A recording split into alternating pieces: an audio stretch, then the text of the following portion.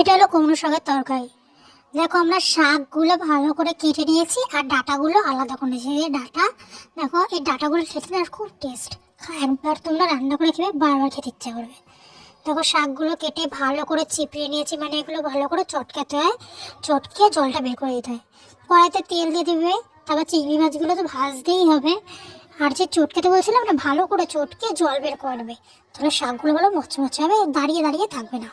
তো চিংড়ি মাছ ভাজা হয়ে গেছে, লবণ হলুদ দিয়ে ভালো করে আমরা ভেজে নিচ্ছি। পুরো হলুদ হলুদ হয়ে গেছে, হলুদ দেওয়ায় আমরা পরিমাণ অনুযায়ী লঙ্কা নিয়ে মাঝখান দিয়ে লঙ্কাগুলো ফেলে নেবো। দেখো মাঝখান দিয়ে লঙ্কাগুলো, এই কটা লঙ্কা নিয়েছি, মাঝখান দিয়ে ফেলে নিয়েছি।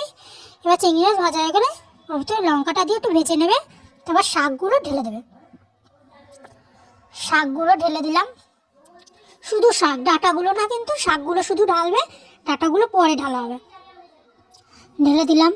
দেখো ঢেলে ভালো করে নাড়িয়ে চাড়িয়ে নেব, নাড়িয়ে চাড়িয়ে হালকা করে হলুদ লবণ দিয়ে ভালো করে নাড়িয়ে হালকা করে ভেজে নেব। দেখো নাড়িয়ে নিয়েছি, ভেজে নেবো এবার।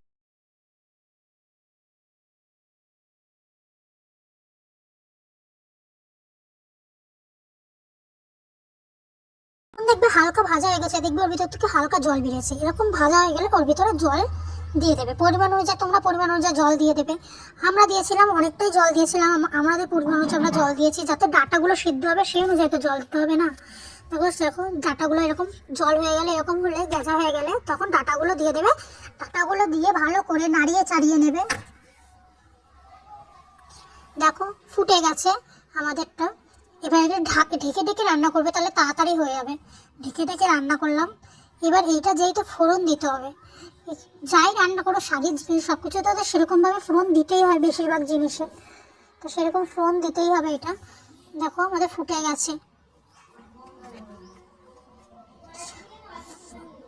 ফুটে গেছে। এবার একটা আলাদা গাবলা এটা নামিয়ে নেবো, তারপর কড়াইটা ভালো করে মেজে নেব, তার মধ্যে একটু তেল দেব আর একটু রাঁধুনি। আমরা এই কটা রাঁধুনি নিয়েছি, রাঁধুনি ফোড়ন দেবে। এবার তোমাদের পরিমাণ যে তোমরা রাঁধুনি ফোড়ন দেবে, রাঁধুনিটা ভাজতে হবে হালকা করে। দেখো কড়াই তেলটা গরম হচ্ছে, এবার রাঁধুনি দিয়ে দেবো, দিয়ে ভেজে নিতে হবে হালকা করে। দেখো দিয়ে দিয়েছি, এবার ভেজে নেব। এবার যেহেতু যেটা শেষ করে ঢালতে হবে সেটা হলো সমস্যা, ঢালতে গেলে তো এরকম হবেই হালকা করে। এবার যদি তোমরা ঢালতে না পারো তাহলে অল্প অল্প করে ঢালবে তরকারি, তাহলে বেশি ভালো হবে। দেখো দিয়েছি, ঢেলে দিয়েছি। এবার এটা অনেকক্ষণ 20 মিনিটের মতন বা 10 মিনিটের মতন ভালো করে ফুটিয়ে নিতে হবে। ফুটিয়ে নিয়ে তারপর এটা নামাতে হবে, আমাদের তারপর তরকারি হয়ে যাবে। তোমরা লবণ টেস্ট করে নামিও।